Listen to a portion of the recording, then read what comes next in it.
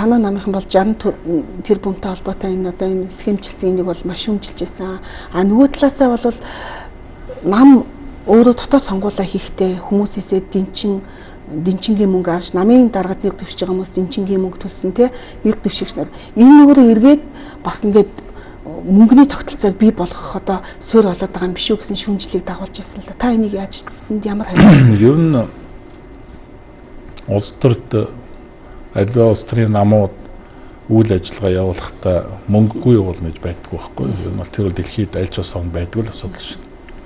Жишээ нь өнөөдөр Америкт ерөнхийлөгчнөр дэвшигч нар хамгийн түрүүнд мөнгө усах ажиллаа байдаг тийм ээ. Тэгээд тэр одоо босгосон мөнгөн дээр тулгуурлаад сурчилгаа хуулга тэр одоо бусад үйл ажиллагаа явуулдаг. Маш олон хүнийг цалинжуулдаг, урамшуулдаг тийм ээ. Яг тэрнтэй адилхан өнөөдөр Арс намч өөрөө бас бүхэл бүтэн улс төрийн байгууллага шүү дээ. Тэгэхээр энэ олон одоо 21 аймаг 9 дүүрэг 330 сум 152 хорон дээр байгаа намын бүх бүтцийн байгууллагуудыг ажилуулах ёстой тийм үү. Тэнд тодорхой хүмүүс ажиллана, мэдээж тодорхой хэмжээнд цалин урамшуул авах ёстой. Тэгээд тэрний чинь дагаад гарч байгаа янз бүрийн урсгал зардлууд байж энэ тэрийг санхүүжүүлэх ёстой. Гэтэл нам өнөөдөр төсөө санхүүждэггүй шүү дээ.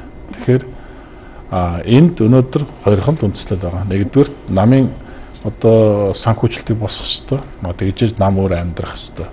Хоёрдугаар тэгвэл тэр одоо дэнчин гэдэг юм уу татвар гэдэг тэр хураамжийг бол хин нэгнээс юусаа алгадаж аваагүй тий.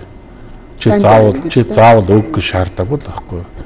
Хэрвээ та энэ одоо албан тушаал дэвшиж байгаа бол та дэнчингээ төл татвараа төл тий. Тэгээд таны ирэх үүснэ тэгээд та өрсөлдөд яваа л гэдэг.